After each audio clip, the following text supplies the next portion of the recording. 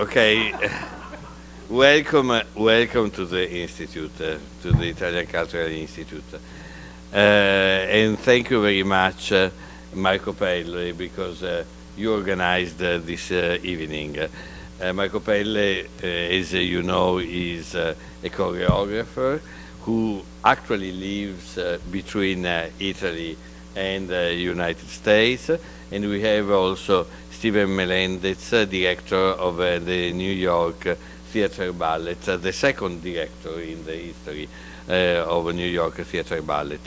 In video conference, we have also Federico Pelle, who is a composer, and somewhere, ciao, and somewhere we should have also Monica Lima, who will, yes, she is there, who will give us a performance at the end of this talk.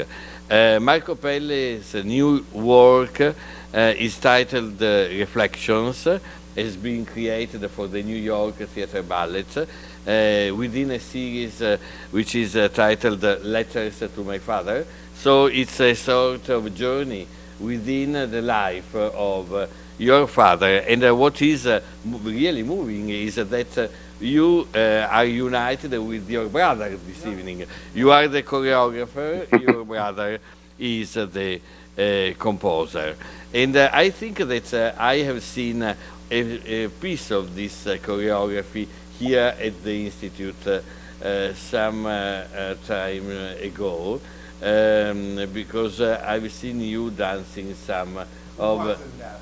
It was not that, but it's not that. It's connected, because you told me that it was connected with the life of your father. Reflections will premiere here in New York at the Florence Gold Hall at 7 p.m.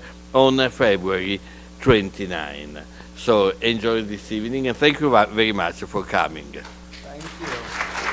Thank you. Thank you. Can you hear me? Yeah, you don't need that, right? Okay, perfect. So I'm. Okay. Ok, so va bene così, and this recording, perfect. So,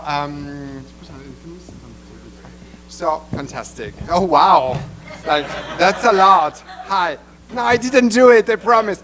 So, so it's fine. It's fine. So here's the. Okay, I'm very happy to be here. That's easier for me to talk. It's a bit more informal. So I'm very happy to be here, and yeah.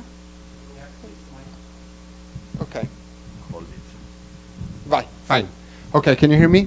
Perfect. So I'm very happy to be here, and you know, which I consider this place sort of a second home, because I've been here so much. We've done such beautiful projects together, and home is the word for me for tonight, because this place is home.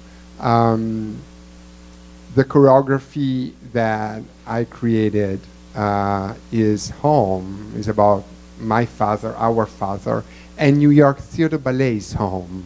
I started, you know, as a dancer with the company in 2002. And so they gave me the ability to create and develop my talent, if we want to call it that way. So I'm very happy to share the table with Steven Melendez, who's the director of the company, the second director of the company, and whom I met when we both were dancers in the company, and you were... Very young. Very young. You were like 17 or something like that, right? Yeah. So, let's see. Hello. Is it working? It's working. Yes, I was very young. I maybe younger than 17, actually. Oh my God. Yeah, I might have been younger than that. Definitely younger. Just younger than... I remember you always had this incredible talent, and we share many beautiful stories together and trips. Can I ask you, so it's going to be a chat and questions back and forth. Why Letters to My Father, and what is it? So that the audience know what they will go see, what they will see on Thursday. So, a couple of years ago, in order to get the job that I have now, when they interviewed me to find out if I would make a suitable director, they asked me what kinds of work I would be interested to see put on the stage. New York Theatre Ballet is a repertory company, and so there is a wide range of vocabulary and styles of choreography that are presented. And I thought that the most important kind of work that could be made today are pieces that are about real things that real people care about. I'm not particularly interested in fairy tales. I don't think that they suit today's climate very much. And I was at that time coincidentally introduced to David Israel, who's a composer, and he and I were talking about making a work together. And he had sent me a collection of his music that he had written for other things to listen to get an idea of what kinds of music he was capable of, and to sort of brainstorm by myself on what we might make together. And one of the pieces that he sent me was, it had sort of a magical grip on me. I listened to it. It was during the pandemic. I was in the living room probably for the 20th day in a row, and I was listening to it with my eyes closed and the sun was streaming in the window, and while listening to it, I had the most vivid daydream of all of these incredible nostalgic and cliche moments with my father. It was him pushing me on the bicycle while I was riding down the street, and playing catch in the front yard with a baseball, and having my first driving lesson in a car with a stick shift, and by the end of the piece of music, I thought, holy cow, this is amazing. Music rarely speaks to you that way. And what was especially interesting for me about that experience was that none of those experiences in the daydream were real. I never actually knew my father. And so it was all sort of this nostalgia for a time that never existed. And I knew that I had to make a piece of choreography about this concept and with this composer who had the ability to move me in that way with his music. And then I got into my own head, the way I think choreographers do, and maybe we can talk about that a little bit. I started thinking about all of the things, right? I started, well, what if the audience doesn't like it? What if the critics don't understand it? What if the dancers can't execute it? What if I can't explain myself the way I want to? It's a very personal topic, this idea of a father and not knowing him, and how do you even do that? How do you choreograph for somebody who doesn't exist? You can't choreograph a ghost. That's not a possible thing. And I went down this rabbit hole. And I was able to get past most of the obstacles. So the choreographers have to get past a lot of those obstacles. But the one that I couldn't get past was my fear that the audience might come to the show and they might see the piece that I've created and then misunderstand that I was making the piece about sons and fathers and not my piece about my experience with my father. And I really hated the idea that somebody might misconstrue what I was trying to say through my choreography as being some kind of a definitive statement on the world. Because I have an ego, but it's not that kind of an ego. I don't mean to speak for all men on the planet. Right. And so I thought, well, wouldn't it be much better if instead of me making one piece, actually I was part of a series of pieces, and the work that I would have to do is to find a very diverse group of voices to include in this series, such that we might, amongst the group of us, touch on all of the possible experiences that a person might have with, or a son might have with their father. And so in my case, we had checked off the box of the absentee father, more or less. And in Marco's case, it's a very different situation. Yeah, I'm gonna and in some of the other choreographers whom I commissioned over the past couple of years, we touched on other ones. One was a violent and abusive father.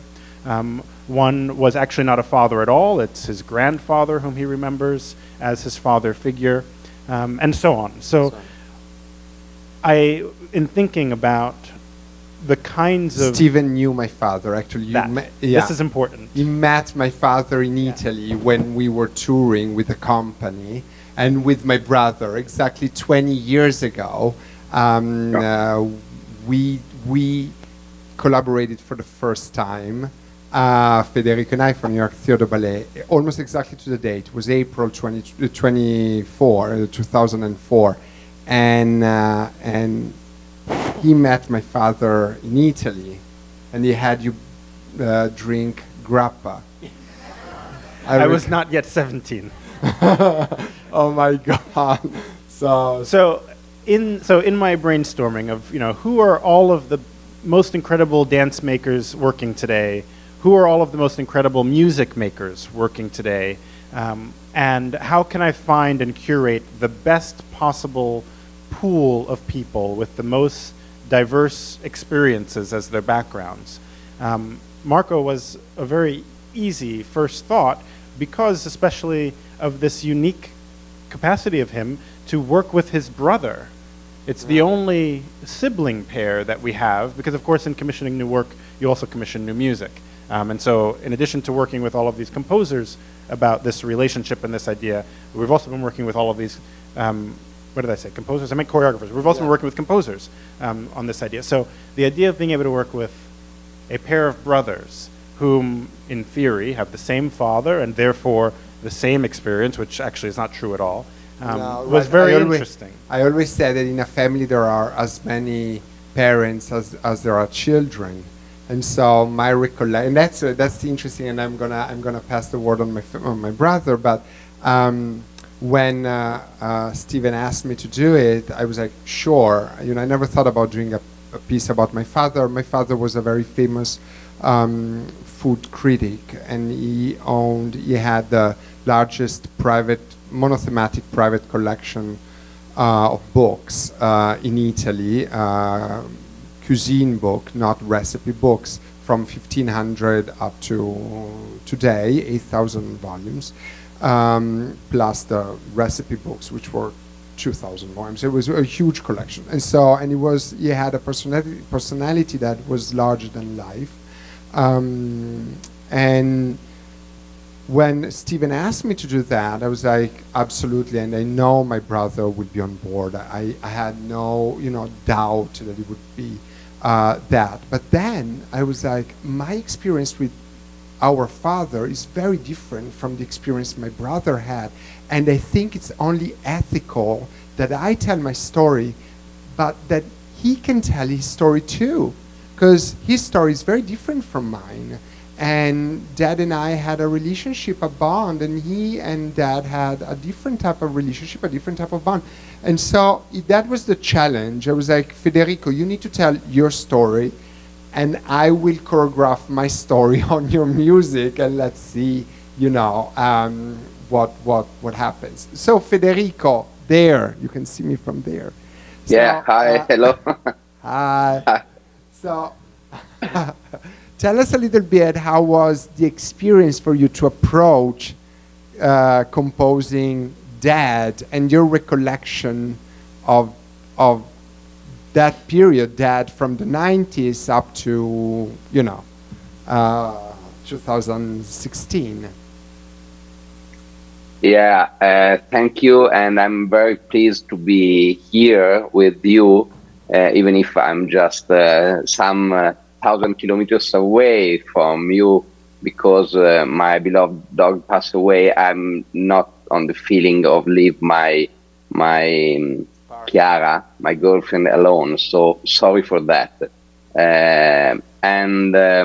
Yes, we repeat. I think that we repeat a great experience that we had 20 years ago in a different way. When Marco asked me and told me about the project, was summertime, and I said, okay, let's try and let's see what will happen. I'm such a composer, maybe without a pedigree, because I'm a self-taught composer. So I do not have just one way to making music, and I just prefer to concentrate on what I'm really feeling about the music for a project. And so I decided to delete my previous experience, in the meaning that I didn't want to repeat what I'm used to do in my comfort zone. I mean, 20 years ago, for Solitude, I just composed something that was very tonal, very classic. Solitude is the title of the piece we did together 20 years ago, the first piece. Yes, was the first piece that we make together. And it was such a great experience, the first experience with my brother, the first experience in a so wonderful environment like New York, the New York Theatre Ballet, and all of the dancers. And it was such a world so bigger than mine. And we went there, and I had such a great experience. 20 years ago, it was just that way, and it worked that way. And when I start again to compose, I try to begin from where we ended the last time. But I was not convinced, and Marco nor, and I said no. And yeah, I was like, no, I brand new. You need to be free. Let all your past go. Right? Remember? I said go. Yes, and and so I decided to open what I didn't want to open. I when my father passed away, I believed that the death was just an event of the life for every one of us, unfortunately. But then and now I understand in a very different way that death is just a period of life. It's just not an event, and maybe okay, it's happened to everyone, it's natural, and this kind of thing. It's just more a time. It's just a period of life. And so I try to remember what happened that day and all the feelings that I had in that particular day and in all of the days that I lived after the event. It was a difficult way to try to compose music on that, because I had to encounter again and to meet again such so different feelings, sadness and tragedy, and I feel myself just like an orphan, even if I was 46 years old, something like that. And I was just in front of the big mystery of life, the death, and the death of the father. And so I tried to change what I have studied about music and tried to make something that was more material, that I can really touch and that can be felt in the same way listening to the music. And when I said that the magic happened again, I refer to a thing that Marco and me know perfectly, and Stephen talked about that. We had the same father, but different lives in different worlds. Marco worked on his choreography, and I work on my music in absolutely in a separate way. Marco feels about his thoughts, and I think about different kind of emotions, and then we put together, and incredibly it works every time. Wait a second there. Wait a second there, because yes, no, because this time, and Steven knows, we talked about it, right?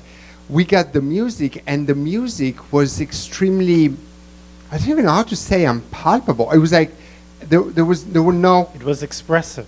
It was expressive. Yeah, right. If there are any music people in here, you'll know that music has different styles and genres, and this was definitely on the expressive end of music.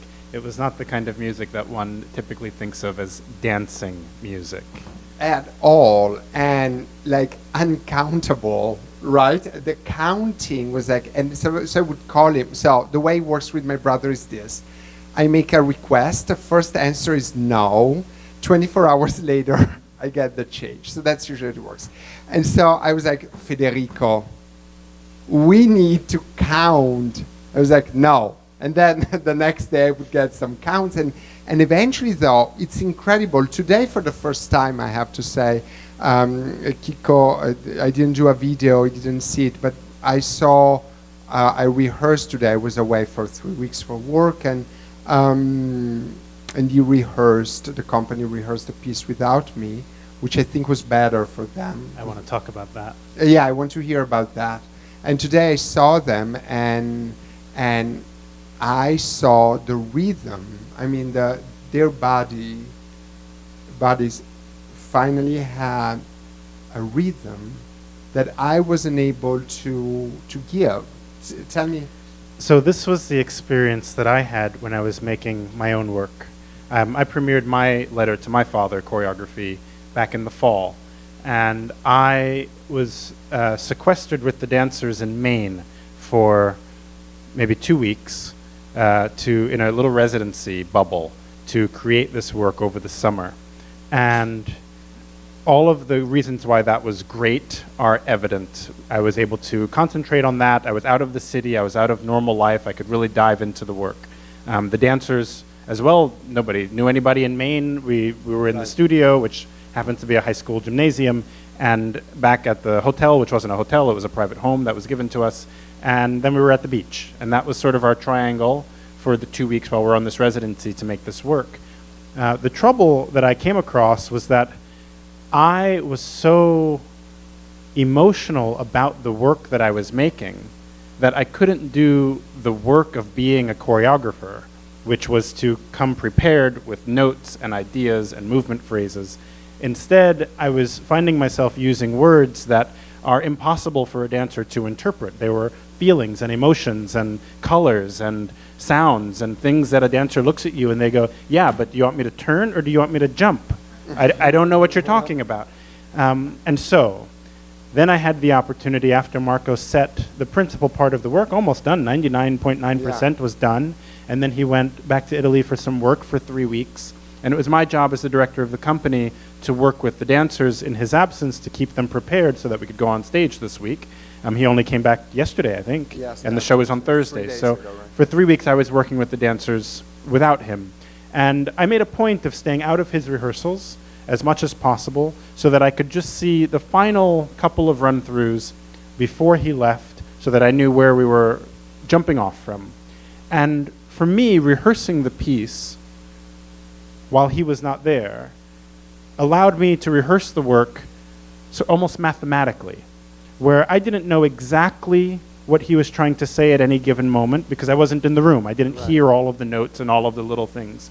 But I knew from my professional experience as a choreographer and a director and a dancer that something doesn't make sense. Either the dancers aren't together, the line doesn't look classical, it's out of context for the vocabulary that has been set up before it. And so almost like a detective, like a dance detective, you can excavate the work and dig down to figure out what it was supposed to be. And that allowed me to rehearse it separate from emotion. I could rehearse it like programming a computer. You know, okay, everyone, we're going to do this on 2. We're going to do that on 3. I need you to have your leg at 90 degrees. I need you to look at him when you do this. I need you to go off stage, and when you go off stage, you're going to look angry. These kinds of things that may or may not be what his intention was, but were the things that I thought with my experience could make the piece ready for the stage. Yeah, and today I did not walk into a different family. So just so you know, it's like I walk like, whose family is that again? No. Yeah, I actually saw exactly, because it's a tough thing. First of all, I'm not a descriptive choreographer. I don't do descriptive choreography. It's not in my chords. I don't have that. But my movements are always a bit strange. They're mine. Like I guess many choreographers say the same thing, but it's true. I mean, I'm not. But I know that I'm following. I never go to a studio with an idea. Never. Years ago, I was working with Alessandra Ferri, the famous dancer, and I would go very prepared to the studio, because Alessandra, to me, she's my idol, and I love her, and she's changed my life even before I met her. Perhaps one of the most famous ballerinas of all time. Of all time. When you walk into the room with her, it's like somebody has given you the keys to a very expensive exotic car. Right. You want to make sure that you don't damage it. Right. Absolutely. That was the feeling for me.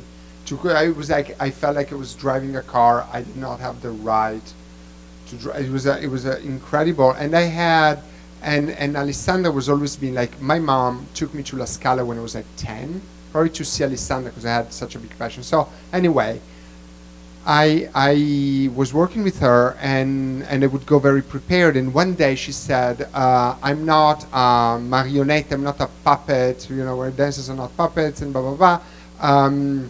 From tomorrow, I want you to show in the studio completely naked, she said, nudo, naked, of ideas, of choreography, naked. And you create here in front of me.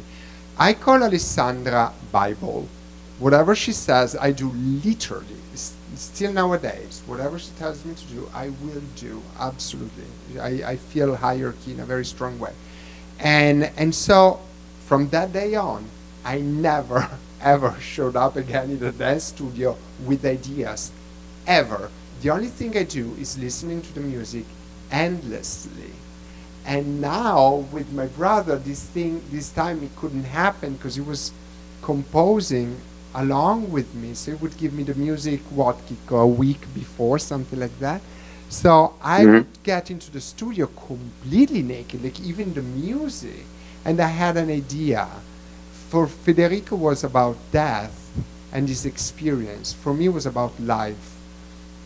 I felt that my dad became one more breath into my breathing.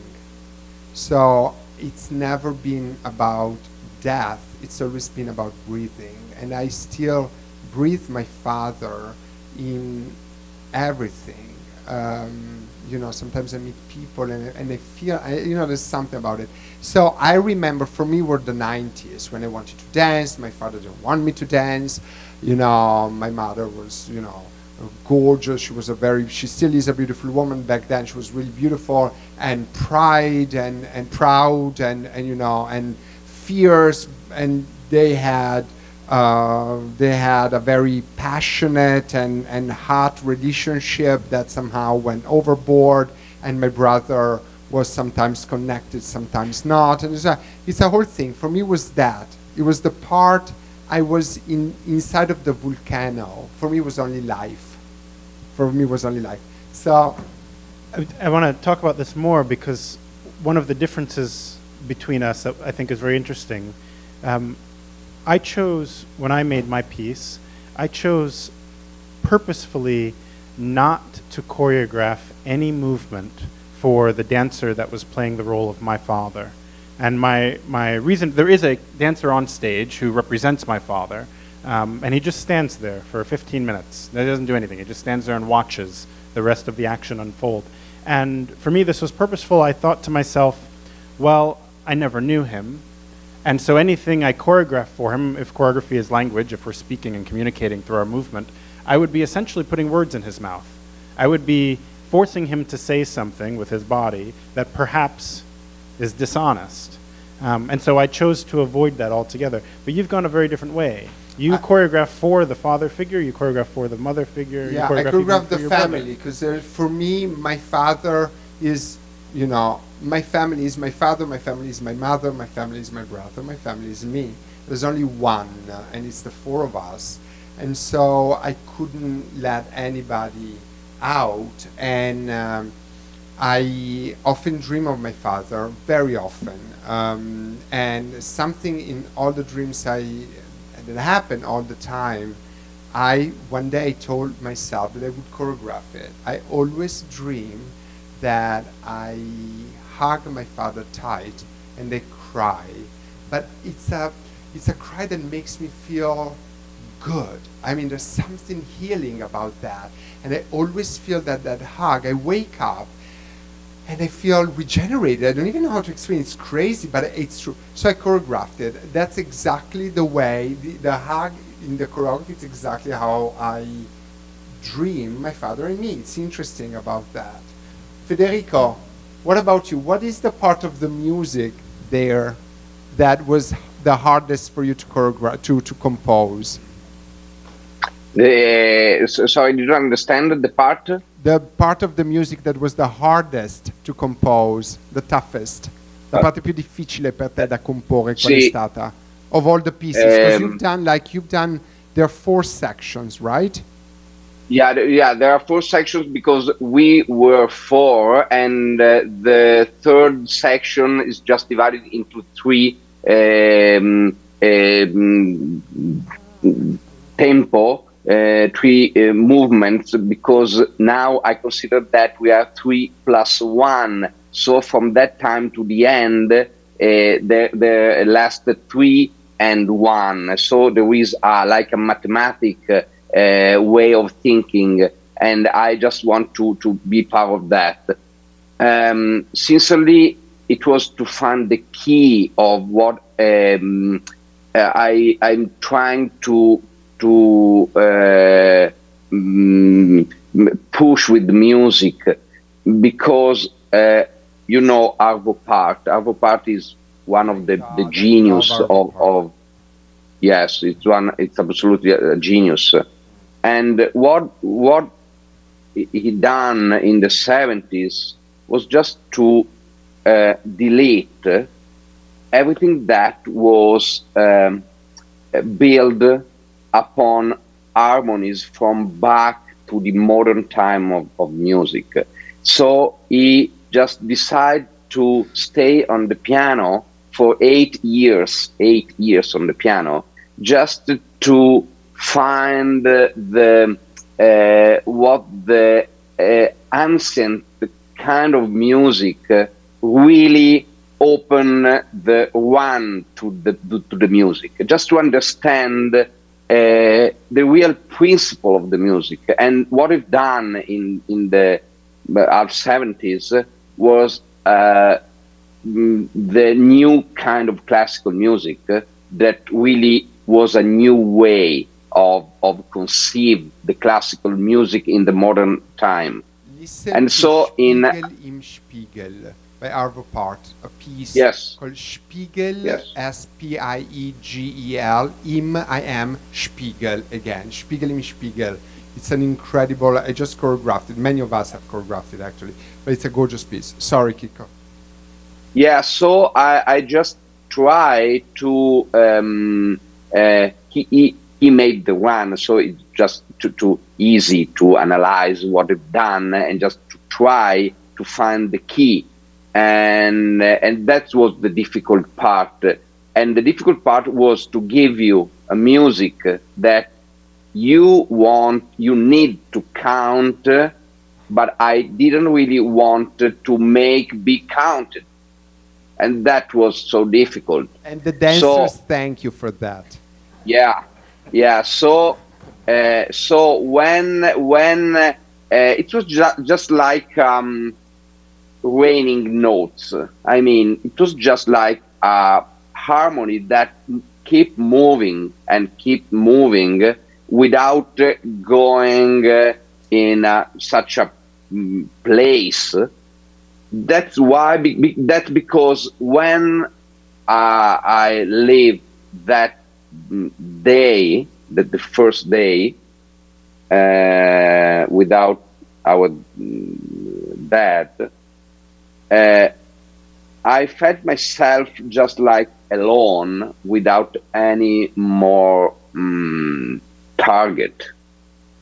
It was just like, okay, and now we are in my recording studio, and I remember that I fight for make this part of my life with my father, and after he passed away, I spent just a couple of months telling myself, okay, and now why I open a recording studio? Just because I wanted to tell my father, yes, I've done.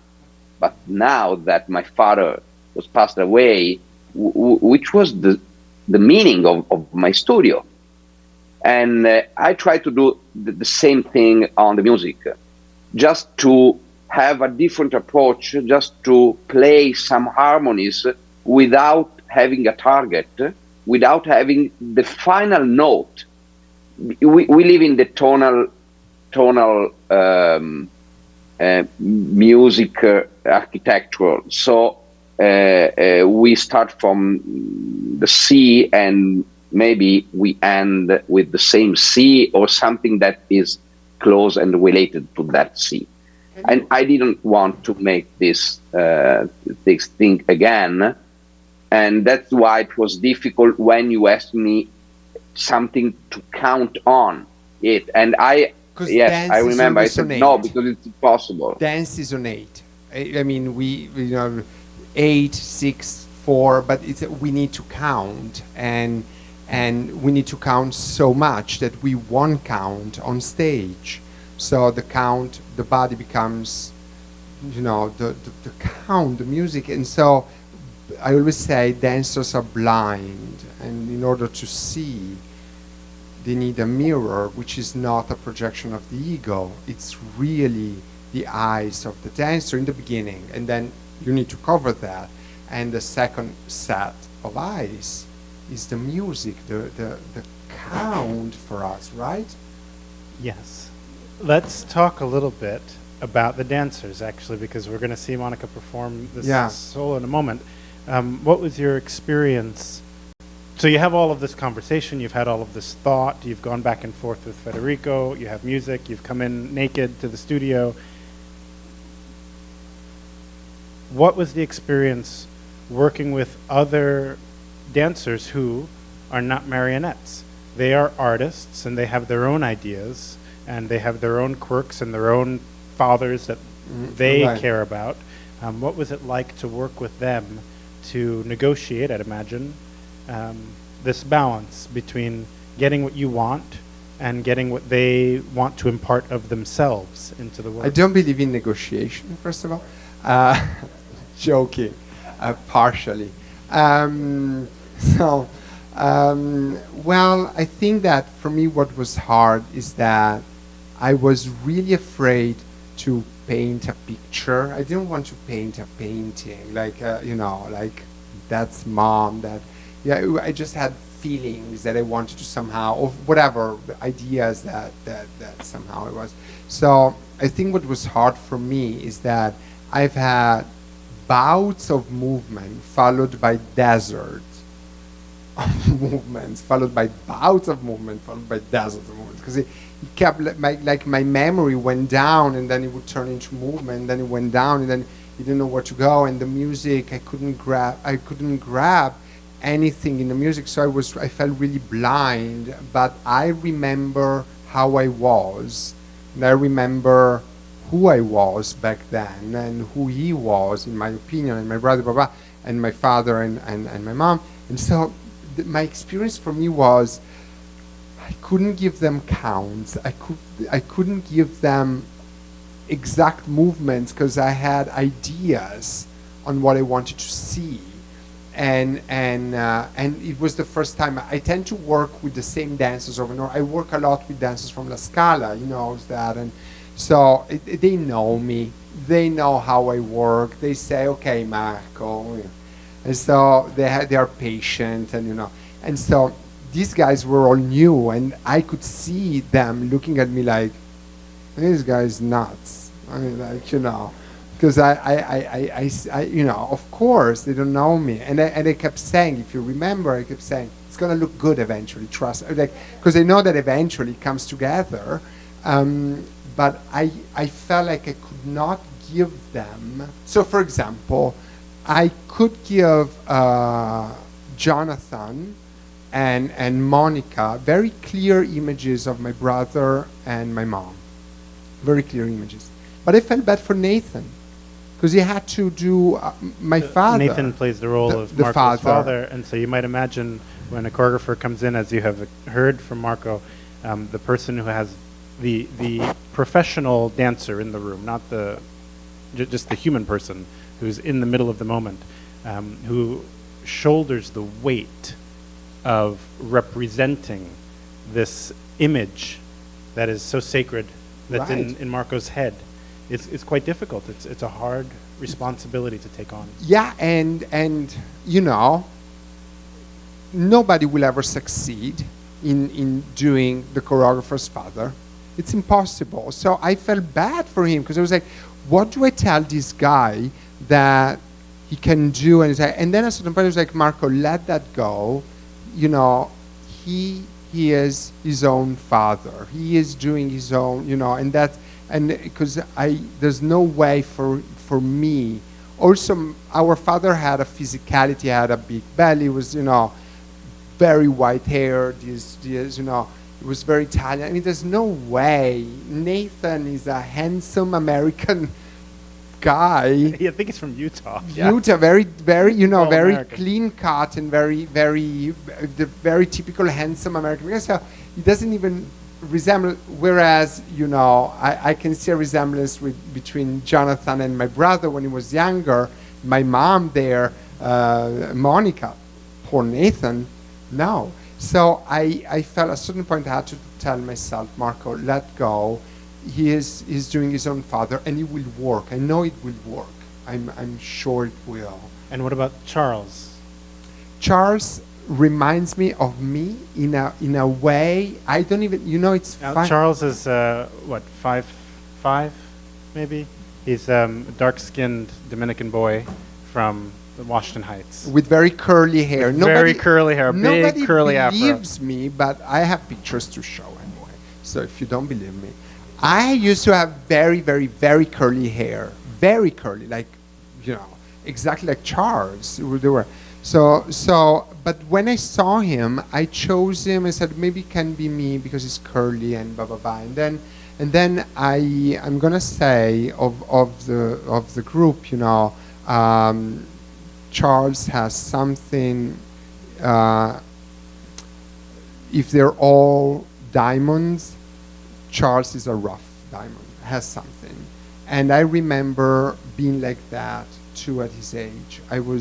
There was something to just, you know, something in me that just wanted to explode. And there's life. My father used to say that it was like a glass of champagne. There were always bubbles in me. I had something. And when I remember Charles, I told him, one day I was doing jumps, the very first rehearsal, I was doing these jumps, and they were all over the place. Not in a bad way, but in an energy way. Like, he was doing this jump, and the energy was so strong, and I was like, that's exactly the way I was at his age. Exactly that. And I really feel the connection with him. Like, I see the connection with Jonathan and my brother. It does remind me a lot, especially with the music, because Kiko always said, you know, the music. And Monica, I felt that. Nathan, of course, I feel a connection that is more tied up with the choreography, the dance, so how he does it. And I think it's going to work well. I think it's going to work very well. One of the interesting challenges that we will have is to keep this work alive. So we've rehearsed it now on this particular cast, and we'll perform it this weekend. But New York Theatre Ballet will keep this ballet and all of the letters pieces in our repertoire infinitely, hopefully. You know, next year, maybe it's the same cast, great. In 5 years, is it the same cast? Probably not. In 10 years, in 20 years, it certainly won't be the same cast. And perhaps in 50 years, Marco won't be here to stage it himself. I'm sorry. Hopefully not, to be honest. Ciao. No, there is a moment where you say goodbye, people. So some of the work will be, as dancers, you know, we are accustomed to the idea of an oral tradition. That's what dance is. Maybe until recently. Now you give Now we somebody a have DVD videos. or a streaming thing, you say, go learn this, and they watch it from the video. But certainly for however many hundreds of years dance has been around, you don't learn it unless you have another dancer in the room who performed it, who choreographed it, who knows it, who was in the room with the person who did it. And the further you get from the horse's mouth, so to speak, the more the dance starts to get faceted. I won't say watered down, I won't say destroyed. The story I won't use changes. these things, but it gets faceted.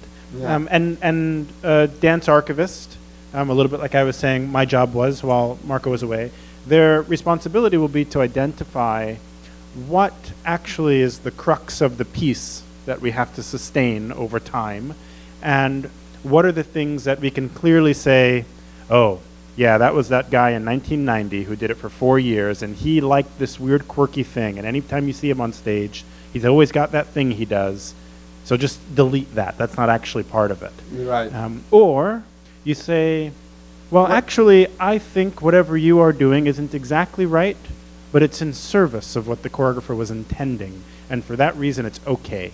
Let's keep it in. But you should know, if you ever have to teach this to somebody else, don't make them do it this way. So yeah, it's that's interesting because we have a vocabulary. So I kept telling, you know, Monica, feel like a queen, because our mother has that. She is, you know, besides the beauty, but she has, right, Federico, la mamma, sto polso.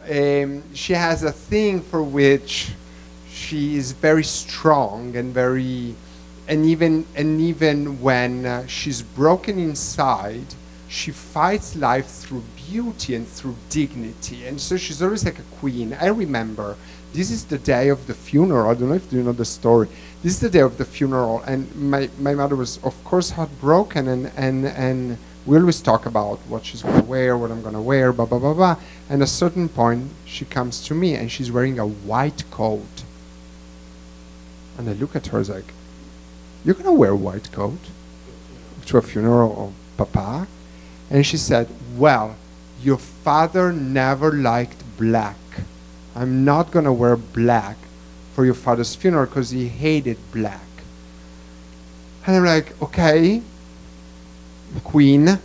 However, I think we need to compromise because you know, I mean, it's so she wore a black and white coat that had a whole, you know, part that was white because she didn't want to look broken, and she knew our father never liked for her to wear black. So that's my mother. So that's our mother. So I kept telling, you know, Monica, feel like a queen even if you're broken inside. I don't know in 50 years when I will not be here for sure, if somebody will tell the dancer back, you know, then feel like a queen even if you're broken inside. That statement will be gone. You know what I mean? And so the problem is that the story changes along the way, becomes a different family at the end of the day. But it's fine because I won't be here, so that's okay. But Marco, I think we have to wrap I pretty want soon. to ask Federico to play something. Let's ask Federico to play something. Let's talk a little bit about what we will actually see of Monica's dancing. Yes. And then we should... And then we wrap it up. So we're going to show the part, so Federico, I would like for Kiko to play something because is an experience, and I'm very happy to have this moment with him. And we're going to see, and then after that, we're going to move to the other room, and we're going to say goodbye, good night to Federico. We're going to move to the other room, and we're going to see a section where right before the crisis began between my mom and my dad, they went into a long period, and I remember I would go to my mom and to my dad. I said, "Why don't you just divorce?" And they both would say, "We married each other forever. We're gonna resolve this." It took them a few years, but it's true that they went back being madly in love. I'm like, they really, wow. I mean, so good for them. Federico, would you like to play something for us? Yes, this is just the track. You can play with just piano because all the tracks are played by piano and strings and some colors that you can really play on the piano. So this is a very classical track, and this is just a small part at the end of the ballet. Thank you.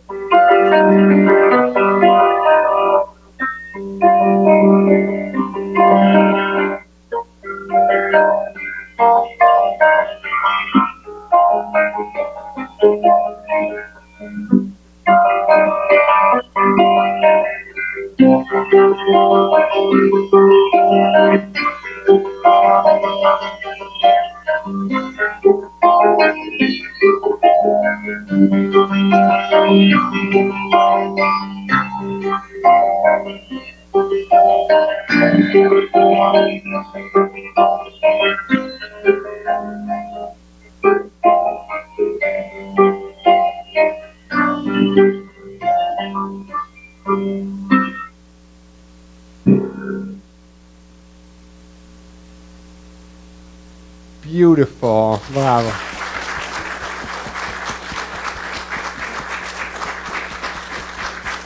Thank you. So, little story about this.